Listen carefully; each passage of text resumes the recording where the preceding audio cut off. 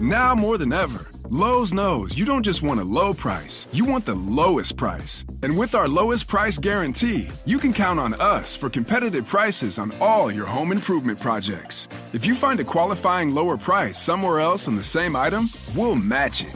Lowe's, we help, you save.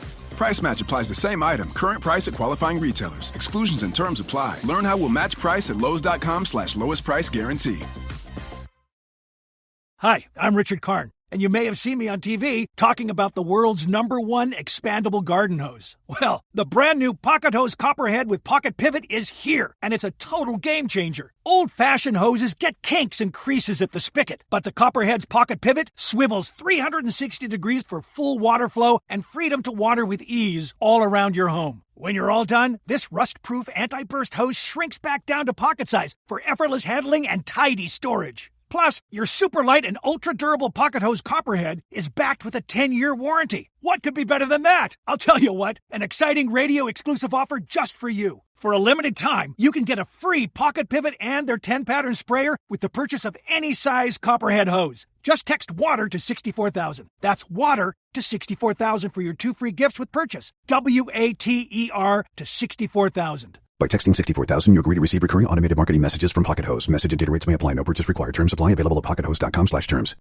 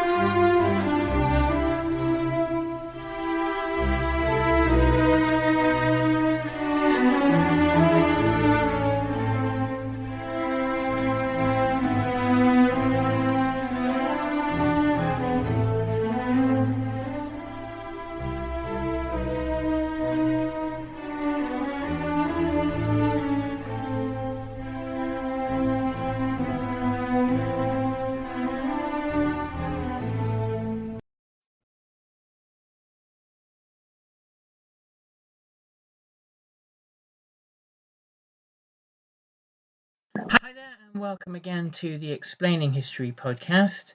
And we're kind of diving into something today that I've been considering really for the last week, ever since the beginnings of the riots or the resistance, if you want to call it, in Los Angeles, and the response of Trump and Stephen Miller and Pete Hegseth, and the kind of the cabal around Trump. There are lots and lots. There's lots of conjecture here, and I don't want to talk too much about things where we don't know about facts on the ground. So it's the easiest thing to do. And I'm a former teacher, so we always go for easy. The easiest thing to do is to look at civil wars in the long view. And the reason why I want to do that is not to kind of be conspiracy theorist or alarmist, or there are some people who are kind of accelerationists and think, yes, if we could have a civil war in America, then our side, normally the kind of white supremacist fascist side, we can finally get rid of all the things we don't like non-white people, and restart society in a kind of Handmaid's Tale kind of deal. I don't obviously want to go into that because we're into the realms of really of conjecture about what might happen, and we start to fuel fantasies which can indeed have real world consequences. So let's not go there. But what I do want to talk about is kind of models of civil war, where they, what produces them, the conditions in which they emerge. So let's start by talking about the English Civil War, or the English Civil Wars that last all the way up into the early 1650s, and they're not obviously English because they involve all the three kingdoms of Scotland, Ireland, and part of them are fought here in Wales. So it is difficult because a Great Britain hasn't been formed yet, but they are the civil wars of the British Isles. Um, the first thing really is they are struggles around contested authority. You have, since Tudor times and Jacobean times, the development of Parliament as an entity. Tudor parliaments could be dismissed. Henry VIII calls them a lot. Elizabeth doesn't call them very much, and that they are called really to vote for the kinds of things that the king wants. Normally, tax rises, and a skillful king or skillful queen is able to use Parliament to charm them, to flatter them. And the reason why you want to do this is because Parliament is this kind of shock absorber, political shock absorber. No, the king is able, or the queen is able, to exercise relative kind of arbitrary power and demand the tax increases to pay for often wars or other kind of expense items, the building of navies and that kind of thing. The people don't like this, so you have Parliament in the middle that has some degree of democratic legitimacy, i.e., in the towns, royal boroughs, normally the notables, the townsfolk, the people who have a little bit of money but not too much, get together and decide who the MP is going to be. So it's not democratic in really any way that we would think about it, but the people with money who complain the loudest when they have to give money in taxes feel they have a little bit of buy-in, and at a certain point their mate, who will do them some nice deals and help them to enclose a bit of land and all these other kinds of things, will become the MP, and away you go.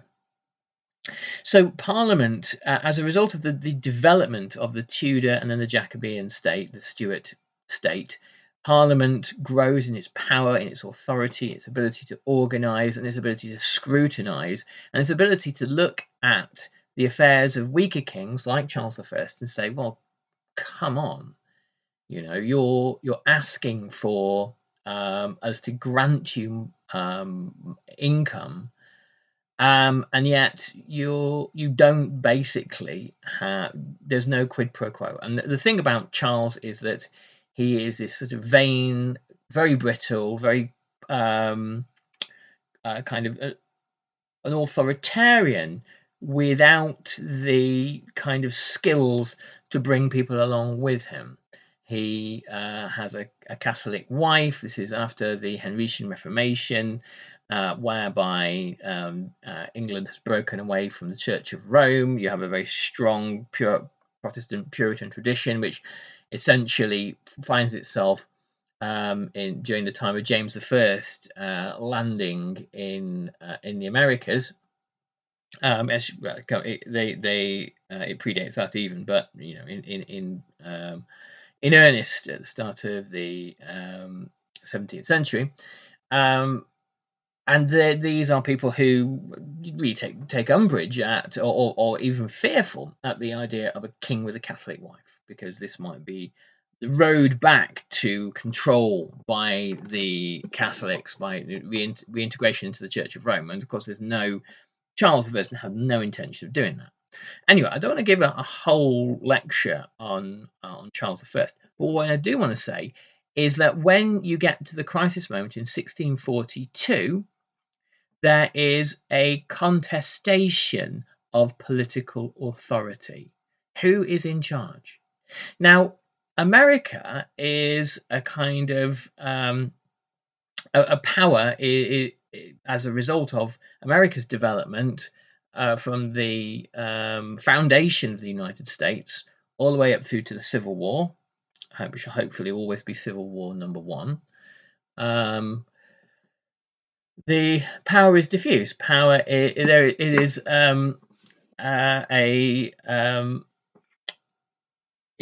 a widespread power is widespread between the state, the federal state, and the states. This is without teaching anybody the very basics of federal and state law, states' rights are enshrined in the heart of the entirety of American political and constitutional life. The civil rights struggle, the New Deal, all of these were featured around the question of states' rights. What does a state, be it New Jersey or Alabama or Florida, what does a state have a right to do, and where does federal power lie? Now, contestation of this is a huge, perhaps the determining factor of the beginnings of the American Civil War in 1861. Under whose authority do fighting men fall? And the question about what's happening in Los Angeles at the moment, where the National Guard is raised at state level. It is for governors of states to call out the National Guard. This is Paige DeSorbo from Giggly Squad. Boost Mobile is no longer that prepaid wireless company you remember. They've invested billions into building their own 5G towers across America. With Boost Mobile's networks, customers enjoy the speed and service they'd expect from the big three. Plus, groundbreaking benefits you'd only get from a true challenger of the industry. Boost Mobile will let you try the network risk-free for 30 days. So visit your nearest Boost Mobile store or find us online at boostmobile.com today. Hi, I'm Richard Karn, and you may have seen me on TV talking about the world's #1 expandable garden hose. Well, the brand new Pocket Hose Copperhead with Pocket Pivot is here, and it's a total game changer. Old-fashioned hoses get kinks and creases at the spigot, but the Copperhead's Pocket Pivot swivels 360 degrees for full water flow and freedom to water with ease all around your home. When you're all done, this rust-proof anti-burst hose shrinks back down to pocket size for effortless handling and tidy storage. Plus, your super light and ultra-durable Pocket Hose Copperhead is backed with a 10-year warranty. What could be better than that? I'll tell you what, an exciting radio-exclusive offer just for you. For a limited time, you can get a free Pocket Pivot and their 10-pattern sprayer with the purchase of any size Copperhead hose. Just text WATER to 64,000. That's WATER to 64,000 for your 2 free gifts with purchase. WATER to 64,000.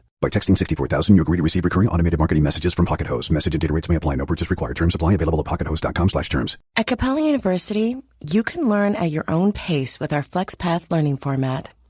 Take 1 or 2 courses at a time and complete as many as you can in a 12-week billing session. With FlexPath, you can finish the bachelor's degree you started in 19 months and under $19,000. A different future is closer than you think with Capella University. Learn more at capella.edu. Fastest 25% of students. Cost varies by PACE, transfer credits, and other factors. Fees apply.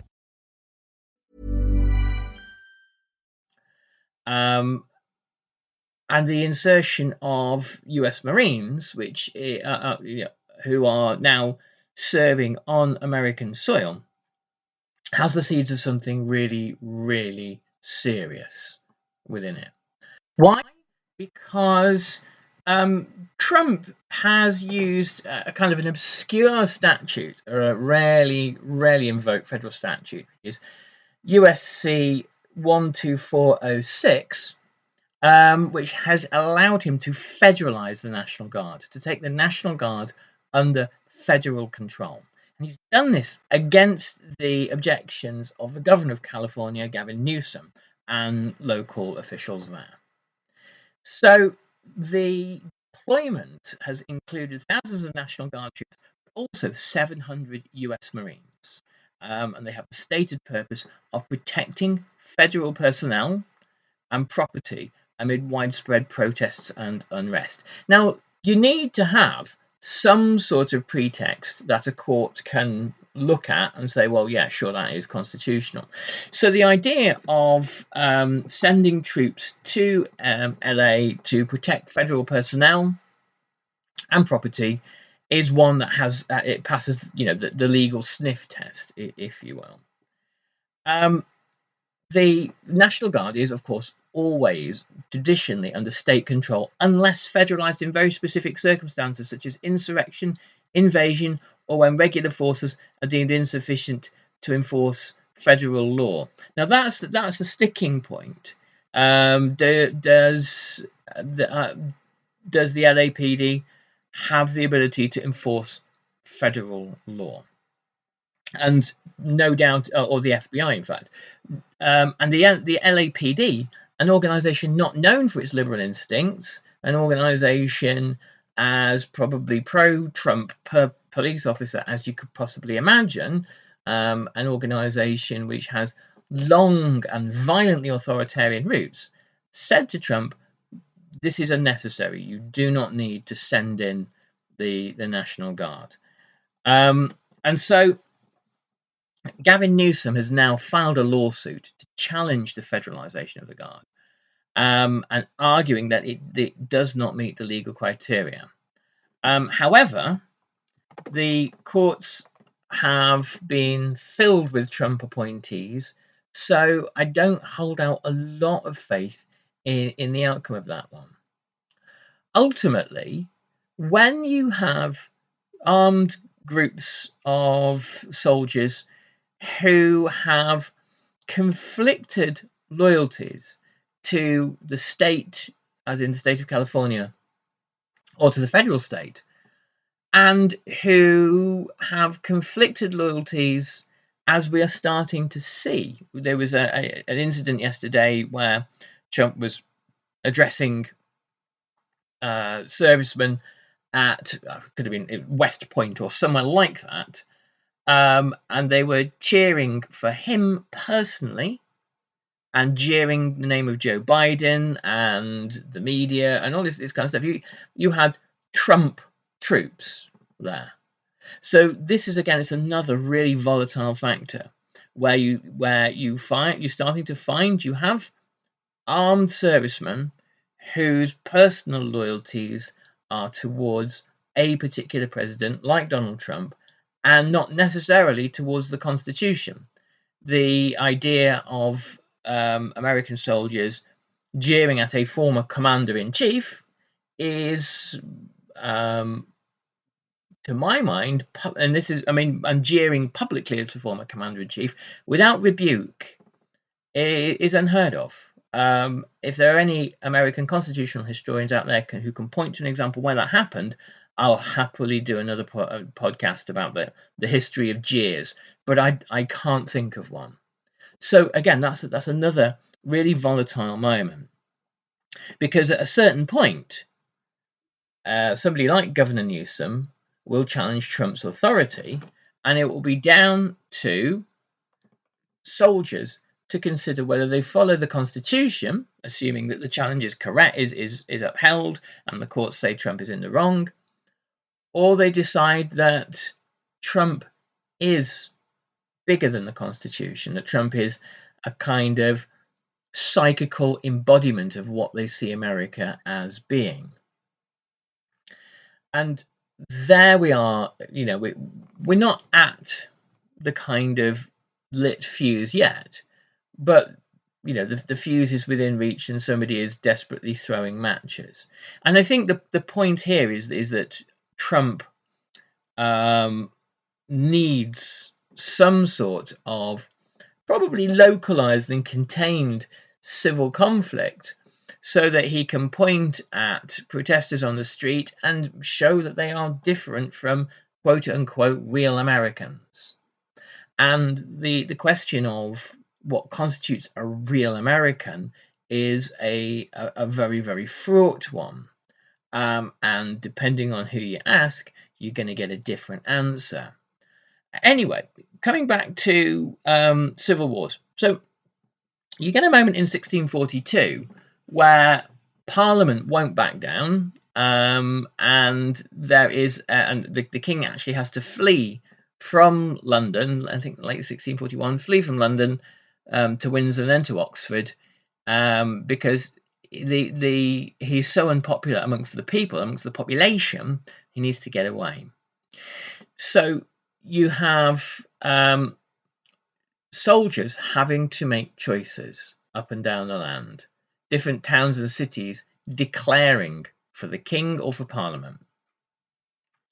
And because there is at this point, and following this, there's a Bill of Rights emerges at the end of the 17th century. At this point, there's no official set of rules. There's no written constitution.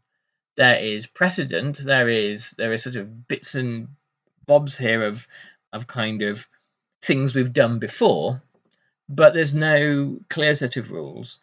Then you have soldiers having to and military commanders and civilian leaders having to make decisions about which way they're going to jump, and neither side, just as with the American Civil War and the Battle of Bull Run, at Edge Hill, there in 1642, there isn't a decisive victory, and this is the problem. This is why you get the Civil War that limps on. And there's an expectation in the English Civil War and in the American Civil War. There was an expectation in both camps and on both sides, that a decisive victory would be had very quickly, and all this unpleasantness would be wrapped up. We'd hang some traitors, and that would be the end of that. Or in the case of the parliamentarians in England, that the king would realise he was in a hopeless situation and would be forced to listen to reason. When Charles I is executed in 1649, no parliamentarian really in 1642 could possibly have conceived of that, could possibly have thought of that as a possibility. And the majority of parliamentarians didn't want that. The idea of executing the king was a terrible thought. So with the growing tension in Los Angeles. Hey, this is Naomi Ekperigin, co-host of the podcast Couples Therapy. I wanted to talk to you about Boost Mobile, the newest 5G network in the country. Boost Mobile's new network delivers customers the speed and service they'd expect from the big three, plus groundbreaking benefits you'd only get from a true challenger in the industry, like letting people try the network risk-free for 30 days, and offering a $25 per month unlimited plan that's guaranteed to never go up in price. So visit your nearest Boost Mobile store or find them online at boostmobile.com.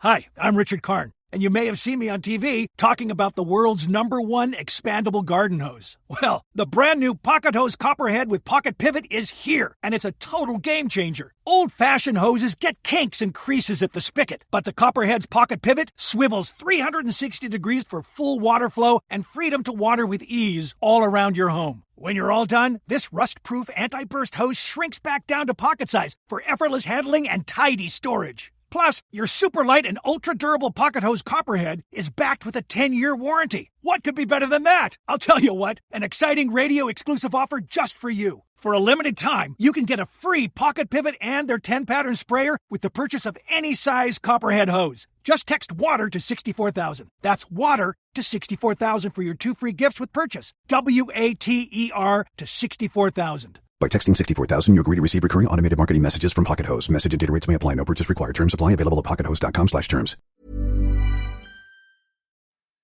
I don't see us now being near either of those two situations. I don't see us now being quite near 1642 or 1861.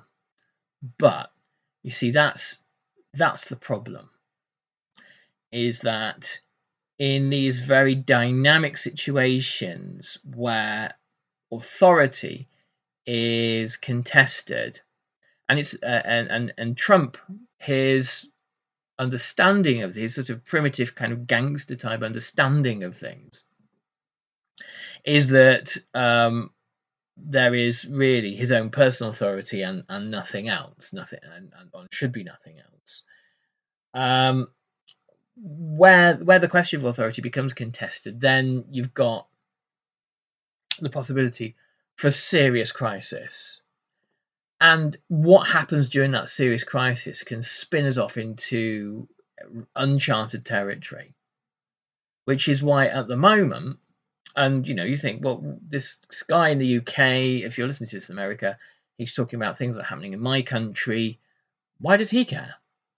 And of course, America is sort of like the world's rotten borough. The rotten boroughs in the 19th century were able to return kind of MPs to Parliament where kind of almost nobody had voted for them, and they were able to wield disproportionate power. America has, I think at last count, something like about 5 or 6% of the world's population, but controls most of the world's economic, diplomatic, military affairs, and other matters. So we've got a situation where if America descends further into crisis, it has knock-on effects to almost every corner of the world, ones which are highly, highly unpredictable. So this is why, people from around the world look at America with great fascination, curiosity, and periodically dread, just to give you a kind of an outsider view there. I think in the short term, another problem is that just as with Charles I, Trump's advisors during Trump era 1, there were military advisors who were able to rein him in and say, "Oh, we're not doing that." I don't think he has that now. I think he has accelerationists, people like Pete Hegseth, around him, who relish the prospect of conflict in America.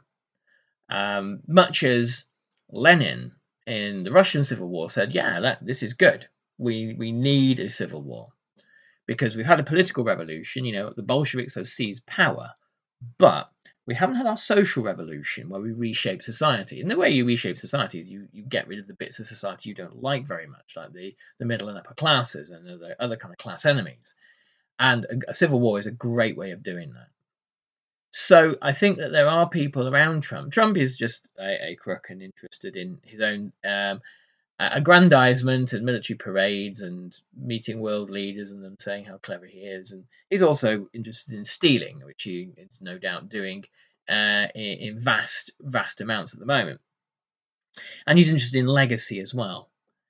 He's less interested, I think, in some kind of remodeling of American society in favor of white men, which is part of the kind of the Project 2025, the MAGA movement, all that to give power back to white men in America, where power has been ceded supposedly in two ways, through kind of the advancement of minority rights and female emancipation and all that kind of thing, but also power has been lost from working class white men to Wall Street, which is run by mainly wealthy white men.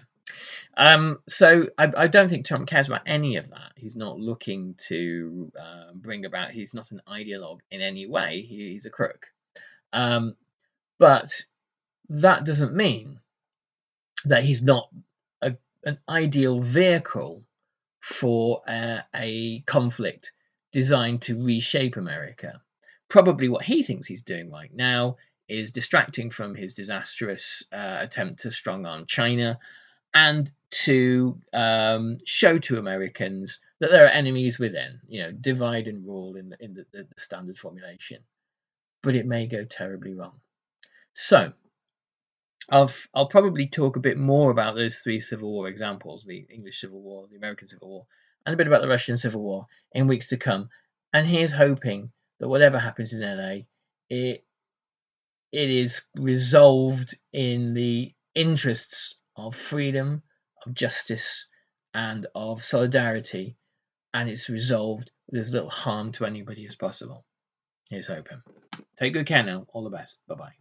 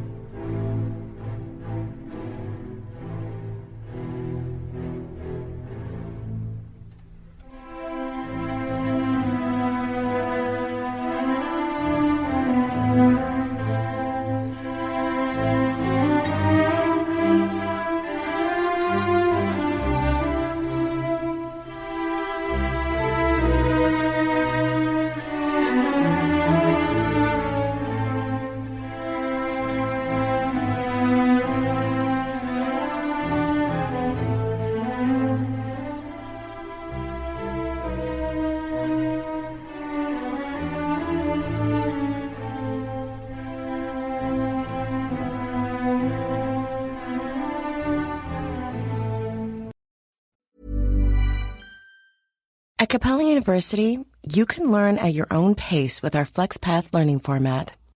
Take 1 or 2 courses at a time and complete as many as you can in a 12-week billing session.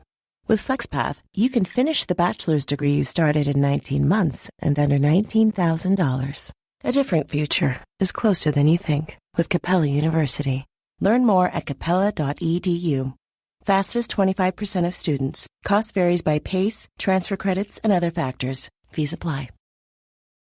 Now at Verizon, we're locking in low prices for 3 years guaranteed on my plan. And you can get a single line for just $45 a month when you switch and bring your phone. That's our best price ever on unlimited welcome with autopay plus taxes and fees, guaranteed for 3 years. Because at Verizon, we got you. Visit your local DC Verizon store today. $20 monthly promo credits applied over 36 months with a new line on unlimited welcome. In times of congestion, unlimited 5G and 4G LTE may be temporarily slower than other traffic. Domestic data roaming at 2G speeds. Price guarantee applies to then current base monthly rate. Additional terms and conditions apply.